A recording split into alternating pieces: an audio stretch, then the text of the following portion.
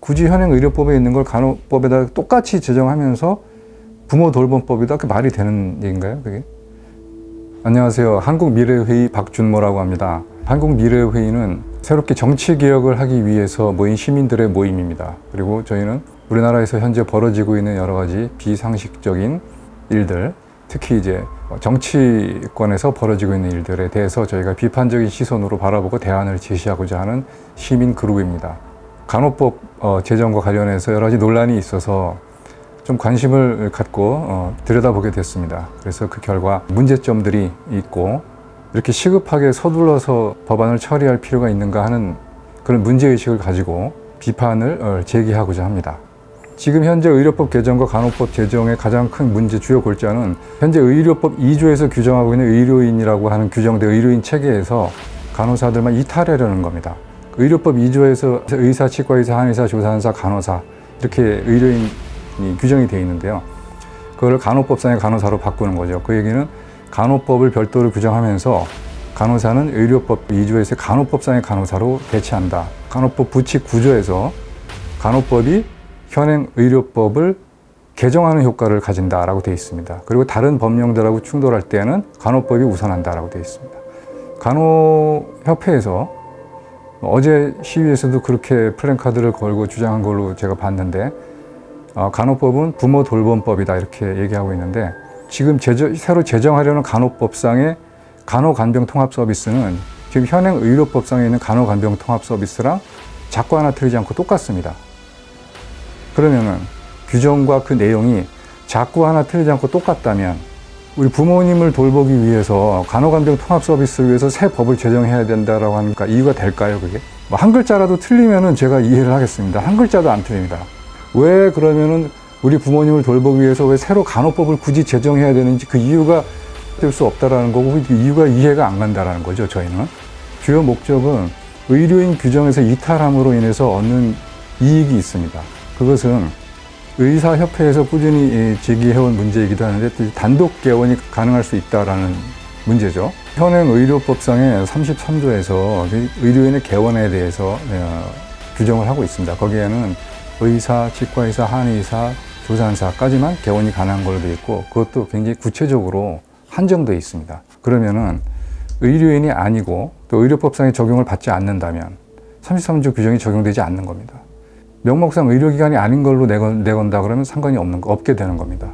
간호법 부칙에서 간호사에 관해서는 의료법 규정 적용을 받지 않고 간호법이 우선적으로 적용되는 걸로 되어 있기 때문에 간호사들이 그 간호법 부칙에 의해서 별도로 자기들이 개원을 하는 것이 법적으로 가능해지는 거죠. 그 다음에 간호간병통합서비스는 의료법상의 의료행위가 아니게 되는 거죠. 현행 의료법에 있는 것과 지금 새로 제정되는 간호법상의 간호간병통합서비스가 작고 하나 틀리지 않고 똑같습니다. 그런데 왜 작고 하나 틀리지 않고 똑같은데 별도로 하느냐? 의료법상에 있으면은 그게 의료행위인 거예요. 그런데 간호법상에 있으니까 간호간병통합서비스가 이제 의료행위가 아닌 게 되는 거죠. 그렇게 되면은 의료법 33조에 개원이 불가한, 간호사들이 개원이 불가한 33조의 그 제한적인 규정이 적용이 안 되는 겁니다. 물론 이거는 해석상의 다툼의 여지는 조금은 있어요. 나중에 문제가 생겼을 때. 그러나 그 해석을 가지고 싸우는 동안에 이미 혼란은 가중될 것이고 또 간호법이 별도로 규정됨으로 인해서 해석상의 다툼은 있지만 제가 얘기한 대로 결론이 날 가능성이 큽니다. 동일한 내용이고 동일한 업무 영역임에도 불구하고 굳이 법을 별도로 하는 이유는 바로 거기에 있는 겁니다. 목적이. 그리고 또 하나가 목적이 있는데 현행 의료법상에서는 간호사들의 간호간병통합서비스, 간호사 단체에 대한 어떤 지방자치단체의 지원 의무라든가 이런 것이 없습니다. 그런데 새로 제정되는 간호사법에는 국가나 지방자치단체가 간호사 단체, 이 간호간병 서비스를 하는 간호사 단체에 대해서 지원을 할 수 있다라고 되어 있어요. 그러면 그 재원은 어디서 나갑니까? 국민 세금에서 나갑니다. 건강보험에서 나가는 겁니다. 결국.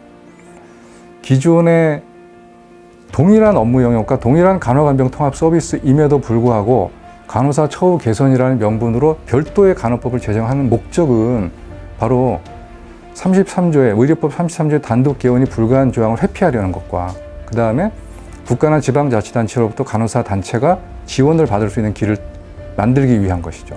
그리고 아까 얘기한 자기요건이 강화되는 것에 대해 일반 형사범까지 의료인의 자기요건이 강화되고 연호 취소 사유가 강화되는데 간호사는 그에 적용을 받지 않는다. 이거는 뭐 입법의 실수라고 보고 싶은데 모르겠습니다. 그건 의도적으로 그걸 했는지 어쨌든지 그 강화된 자기요건 적용을 받지 않게 되죠, 간호사들은. 그리고 꼭 말씀드리고 싶은 게 하나 있는데 간호사협회에서 간호법 제정하는 가장 큰 명분으로 내걸고 있는 게 간호사들 처우 개선입니다. 간호사분들 고생하신다는 거 모르는 국민들 아무도 없을 겁니다.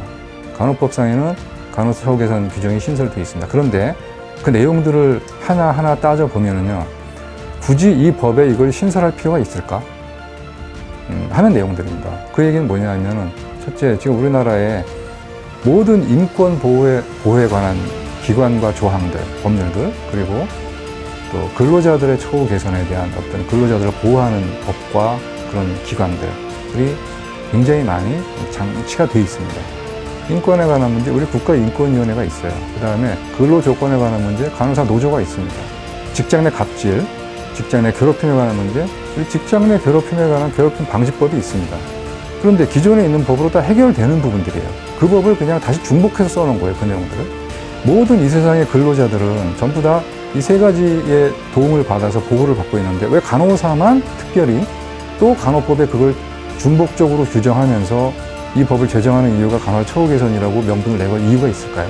그 문화는 어느 직장이나 어느 직역이나 그런 문화는 있고 그거를 별도로 법을 제정해 가면서 그거를 법을 제정하면 문화가 바뀝니까?